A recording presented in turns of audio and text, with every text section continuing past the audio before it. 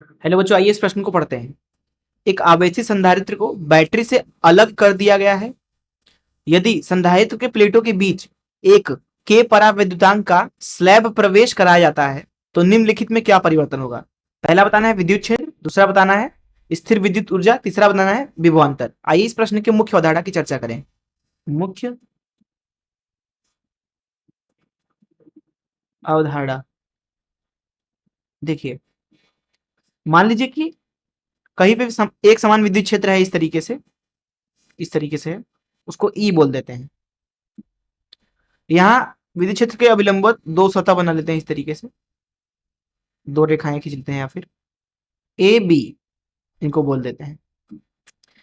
अभी जब आप ए से बी तक जाएंगे इस तरीके से विद्युत क्षेत्र की ही दिशा में, मान लीजिए डी विस्थापन करते हैं विद्युत क्षेत्र की दिशा में, तो जो विभवांतर आएगा उसका जो परिमाण होगा वो लिखा जाएगा ई गुणे डी के बराबर, और ये होगा वी ए ऋण वी बी, क्योंकि विद्युत क्षेत्र की दिशा में जाने पर विभवांतर घटती है।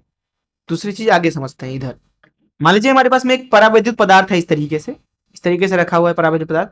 इसका परावैद्युतांक मान लीजिए के है। हम क्या करते हैं, इसके इस वाले सतह को बोल देते हैं ए, और इस वाले सतह को बोल देते हैं बी। इस परावैद्युत पदार्थ के ऊपर हम इस तरीके से विद्युत क्षेत्र लगाते हैं बाहर से। मान लीजिए जो बाहर से वास्तविक विद्युत क्षेत्र लगाया गया उसका मान ई है, एक समान विद्युत क्षेत्र। तो इस विद्युत क्षेत्र की वजह से होता यह है कि ये जो परावैद्युत पदार्थ है ये ध्रुवित हो जाता है। ऋण इधर परत बन जाएगी, धन परत इधर बन जाएगी, इस तरीके से। ऐसा इसलिए है क्योंकि मान लीजिए अगर परावैद्युत पदार्थ इस तरीके से, तो विद्युत क्षेत्र लगाने के बाद ये इस तरीके से हो जाता है। ऋण आवेश भाग इधर, धन आवेशित भाग इधर, ध्रुवण हो जाता है, वैद्युत ध्रुव बन जाता है अणुओं का। अब देखिए इसकी वजह से होता यह है, इन आवेशित परतों की वजह से यहाँ अंदर इधर से इधर विद्युत क्षेत्र आ जाएगी, जिसको ई आई बोल देते हैं, धन से ऋण की तरफ। इसकी वजह से परावैद्युत पदार्थ के अंदर अर्थात ए और बी सतह के अंदर जो प्रभावी विद्युत क्षेत्र है वो अब बदल जाएगा। उसको ई प्रभावी बोले, प्रभावी विद्युत क्षेत्र। तो वो हो जाएगा पहले तो वास्तविक विद्युत क्षेत्र ऋण प्रेरित विद्युत क्षेत्र, ये हो जाएगा ई भागे के बराबर। दरअसल के मतलब परावैद्युतांक का परिभाषा ही यही होता है कि अगर आप किसी परावैद्युत पदार्थ को किसी विद्युत क्षेत्र के अंदर रखेंगे तो जो विद्युत क्षेत्र का वास्तविक मान था परावैद्युत के अंदर वो बदल जाएगा और वो हो जाएगा ई भागे के। तो इस मुख्य धारा चलिए प्रश्न को हल करते हैं। हल देखिए प्रश्न में क्या बोला जा रहा है, पढ़ते हैं। प्रश्न में कह रहे हैं कि आवेशित संधारित्र को बैटरी से अलग कर दिया गया है। ठीक है, मान लीजिए इस तरीके से कोई एक आवेशित संधारित्र है, इसके ऊपर अभी धन क्यों आवेश है, इधर ऋण क्यों आवेश है। प्लेट के बीच की जो दूरी है वो मान लीजिए डी है। प्लेट का क्षेत्रफल ए मान लीजिए, और इसकी अभिधारिता जो है वो सी मान लीजिए। प्रश्न में बोला है कि इसमें एक आप क्या कर दीजिए, के परावैद्युतांक का स्लैब डाल दीजिए। तो यहाँ पे वही संधारित्र वापस से बनाते हैं इस तरीके से, जिसके प्लेटों के बीच की दूरी अभी भी डी है, प्लेट का क्षेत्रफल ए है, यहाँ पे अभी भी धन क्यों और इधर ऋण क्यों आवेश है, क्योंकि जो परावैद्युत पदार्थ है उसको हम अचालक मान लेंगे। इसका जो धारिता है वो सी डैश मान लीजिए, नया धारिता, क्योंकि बीच में पदार्थ हमने बदल दिया।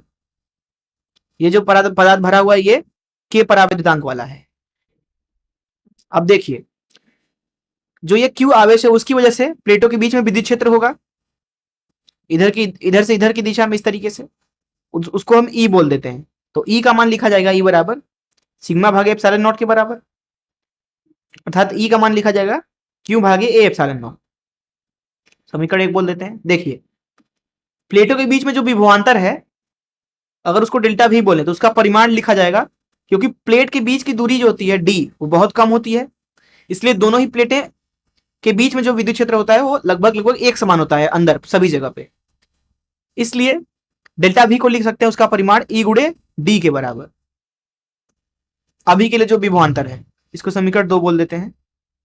तथा अभी यहां पे जब बीच में निर्वात है अथवा हवा है, इस अवस्था में जो ये संधारित्र है उसकी ऊर्जा जो है, उसके अंदर जो ऊर्जा संग्रहित है विद्युत क्षेत्र के रूप में, वो दरअसल है क्यू का वर्ग भागे 2c के बराबर, तथा क्यू बराबर है c। इस डेल्टा वी को हम क्या बोलते हैं, v बोल देते हैं, तो सी वी लिख देते हैं। इसको हम बोल देते हैं समीकरण 3 और इसको समीकरण 4। अब देखिए जैसे ही इसके अंदर हम स्लैब डाल देते हैं तो प्लेटों के बीच का जो विद्युत क्षेत्र होता है वो ई भागे के हो जाएगा। पहले जो विद्युत क्षेत्र था अब वो क्या कितना था, क्यू भागे ए एप्सिलॉन नॉट। अब कितना हो जाएगा, जिसको ई से हमने प्रदर्शित किया है, तो ई भागे के अर्थात क्यू भागे के एप्सिलॉन नॉट ए, ये है नया विद्युत क्षेत्र, ई डैश बोल देते हैं। जो नया विद्युत क्षेत्र मिला हमें वो मिला ई भागे के बराबर। ऐसा क्यों है? हमने मुख्य उदाहरण में देखा कि जब आप पराविद्युत पदार्थ के अंदर विद्युत क्षेत्र देखना चाहते हैं तो जो पुराना विद्युत क्षेत्र था पराविद्युत पदार्थ आने के बाद उसके अंदर नया विद्युत क्षेत्र जो होगा वो ई भागे के हो जाएगा, पुराना वाला का 1/k। प्रश्न के प्रथम भाग में यही पूछा जा रहा था कि विद्युत क्षेत्र पर क्या प्रभाव पड़ेगा, तो विद्युत क्षेत्र पूरी तरीके से 1/k गुना हो जाएगा। तो ये हो गया प्रथम भाग का उत्तर। अब देखिए, प्लेट को किसी से जोड़ा तो गया नहीं है, इसलिए प्लेटों के ऊपर जो आवेश है वो तो उतना ही रहेगा, वो तो बदलने वाला है नहीं। इसलिए यहां पे लिखेंगे Q बराबर C डैश गुणे V। जो विभवांतर है उसको अब V डैश बोल देते हैं, तो विभवांतर का मान लिखेंगे अब E डैश गुणे D, नया विभवांतर, जो कि हो जाएगा ED भागे के। ED क्या है? पुराना विभवांतर, V भागे के। इसलिए जब जो अब Q है वो आएगा C dash V dash, V dash मतलब V भागे के, इसलिए C डैश आ गया आपका कितना? Q भागे V गुणे के। Q भागे V क्या है? C है, तो C गुणे के।